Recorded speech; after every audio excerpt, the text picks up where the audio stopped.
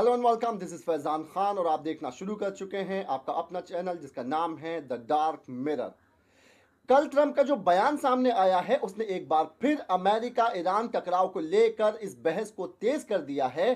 Trump ने कहा है कि उन्हें जानकारी मिली है कि ईरान में जिन लोगों को फांसी दी जानी थी उनके एग्जीक्यूशन फिलहाल टाल दिए गए हैं। ये वही लोग बताए जा रहे हैं जिन्हें ईरानी प्रशासन ने सरकारी ठिकानों पर हमले की साजिश के आरोप में पकड़ा था और जिनके बारे में ईरान का दावा है कि वो मोसाद से जुड़े हुए थे। और इसी मुद्दे को आधार बनाकर पिछले कुछ दिनों से ईरान पर सीधे सैन्य हमले की बातें की जा रही थी। अब ट्रंप के इस बयान के बाद यह मान लिया गया है कि शायद फिलहाल अमेरिका ईरान पर हमला नहीं करेगा।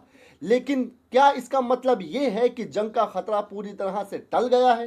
क्या यह मान लिया जाए कि अमेरिका और ईरान के बीच टकराव की आशंका खत्म हो चुकी है? ऐसा मानना कई जानकारों के मुताबिक जल्दबाजी होगा। इजराइल के अखबारों और वहां के विश्लेषकों का कहना है कि ट्रंप के बयानों के बावजूद ईरान पर हमले की संभावना अब भी बनी हुई है।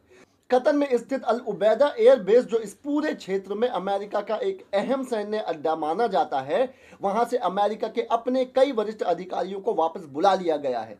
ब्रिटेन ने भी अपने सैनिकों की संख्या कम की है और आमतौर पर ऐसा तब किया जाता है जब किसी संभावित हमले का अंदेशा हो, ताकि हताहतों की संख्या कम से कम रहे। दूसरी तरफ ईरान की तरफ से भी इशारा दिया गया है कि हालात सामान्य नहीं है।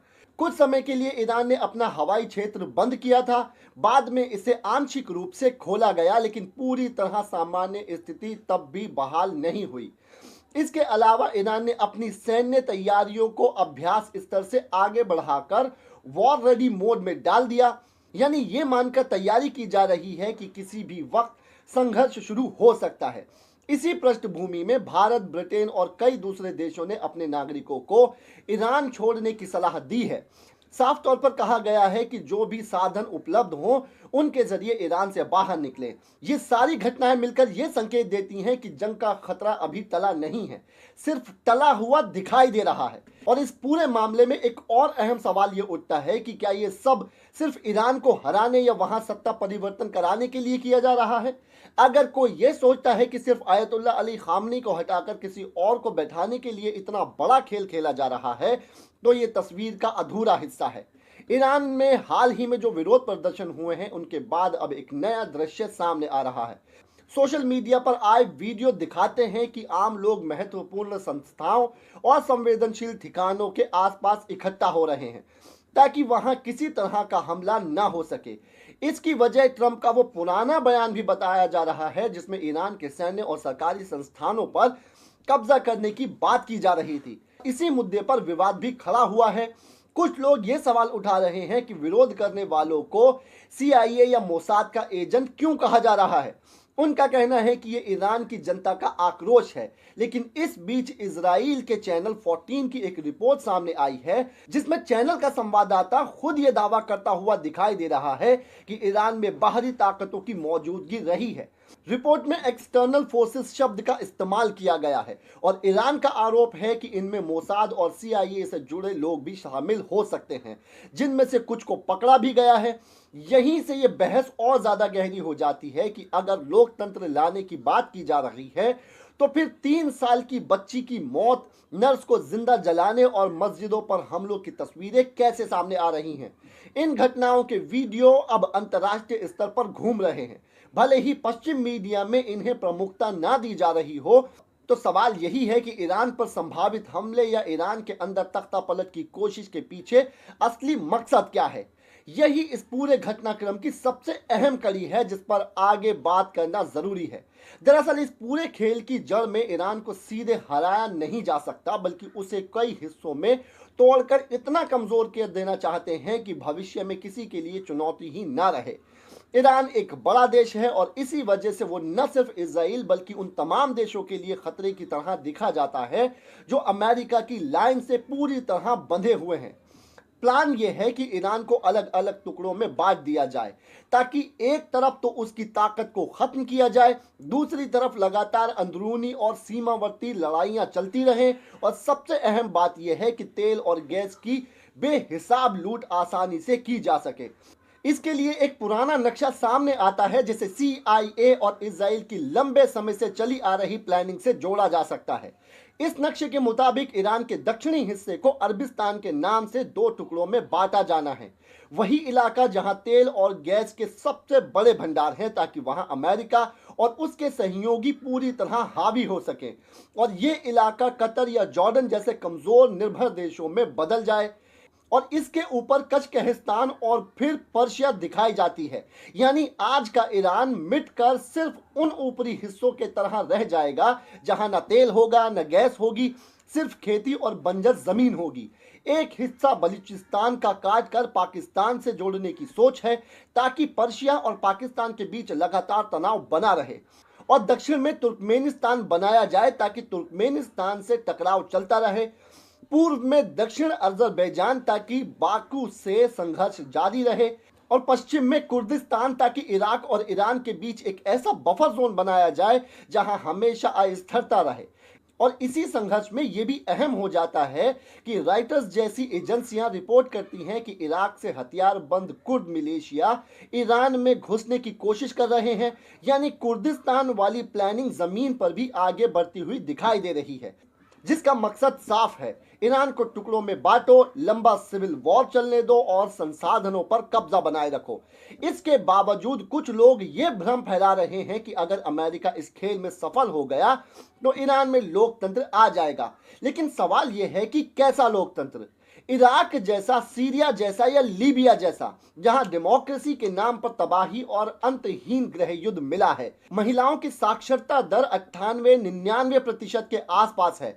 वो डॉक्टर्स हैं, इंजीनियर्स हैं, प्रोफेसर्स हैं और हर क्षेत्र में काम कर रही हैं, जो कई मामलों में भारत से भी बेहतर आंकड़े हैं। खुद ईरान की सड़कों पर बड़ी संख्या में महिलाएं दिखती हैं और मौजूदा हालत में ऐसी महिलाएं भी सरकार के साथ खड़ी हुई दिखाई दी हैं जिन्होंने हिजाब नहीं पहना हुआ है। ऐसे में यह कहना कि जनता सरकार के साथ नहीं है या ये सब सिर्फ आज़ादी और औरतों के हक की लड़ाई है, तस्वीर का बहुत छोटा और अधूरा हिस्सा देखने जैसा है। इन तमाम मुद्दों पर ईरान को बदनाम करने की एक सोची समझी कोशिश दिखाई देती है और इसके लिए महिलाओं के सवाल को सबसे आगे रखा जाता है। और यूसुफजई का मामला इसका सबसे बड़ा उदाहरण है। नोबेल पुरस्कार विजेता अमेरिका में रहने वाली मलाला ने गाजा में महीनों चल रहे नरसंहार, महिलाओं और बच्चों की हत्या, पूरे जेनोसाइड पर एक शब्द नहीं बोला। लेकिन जैसे ही ईरान में तख्ता पलट की कोशिशें तेज हुई, महिलाओं के अधिकारों को लेकर उनका लंबा बयान सामने आ जाता है। यानी औरतों को ढाल बनाकर सत्ता परिवर्तन की बात की जा रही है। सवाल यह है कि जहां जहां अमेरिका ने तख्ता पलट किया है वहां महिलाओं को क्या मिला है? अफगानिस्तान में डेमोक्रेसी और प्रोग्रेसिव सरकार के नाम पर दखल हुआ, फिर अमेरिका भाग गया और आज वहां महिलाओं की हालत सबके सामने है। लीबिया, इराक और सीरिया के हालात भी किसी से छुपे हुए नहीं हैं। लीबिया में गद्दाफी को हटाने के बाद देश गृह युद्ध में तबाह हो गया और गद्दाफी की बेटी आयशा गद्दाफी खुद बता चुकी हैं कि अमेरिका ने वहां क्या किया और कैसे एक स्थिर देश की बर्बादी को झोंक दिया। और वही मॉडल आज ईरान के लिए तैयार किया जा रहा है। अगर ईरान में तख्ता पलट होता है तो यकीन मानिए महिलाओं की स्थिति बेहतर नहीं बल्कि और खराब हो जाएगी, क्योंकि लंबे सिविल वॉर में सबसे पहले संस्थान टूटते हैं और सबसे ज्यादा नुकसान औरतों और बच्चों को ही उठाना पड़ता है।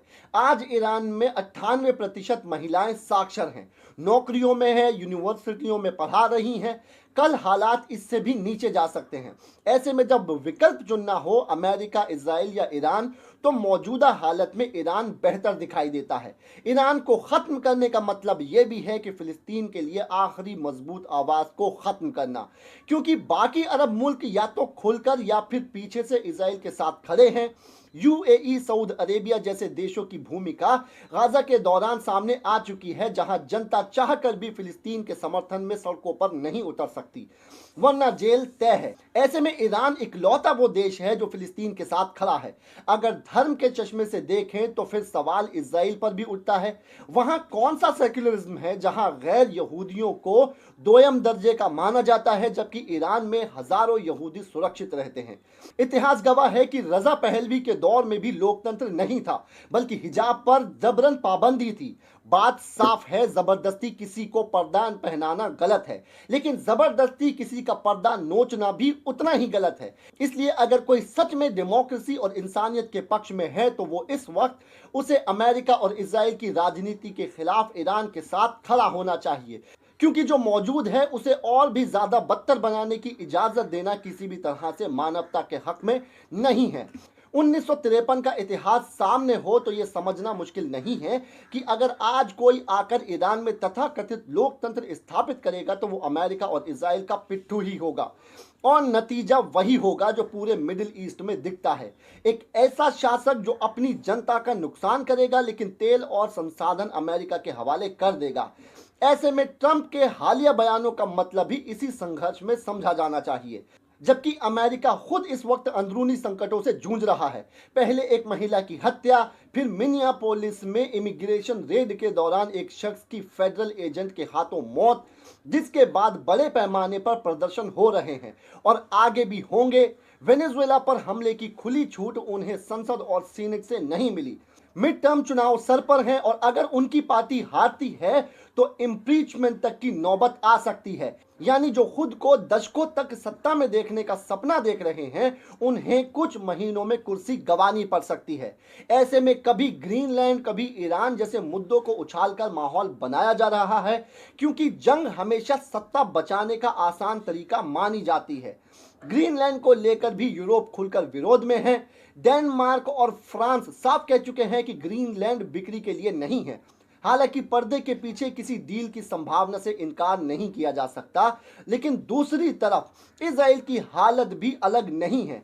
नेतन्याहू के करीबी सैन्य अधिकारियों पर रोक, खुद नेतन्याहू पर भ्रष्टाचार के गंभीर मामले और गजा जंग से पहले से डगमगाती कुर्सी, दोनों ही पक्षों में एक जंग चाहिए ताकि अंदरूनी संकटों से ध्यान हटाया जा सके।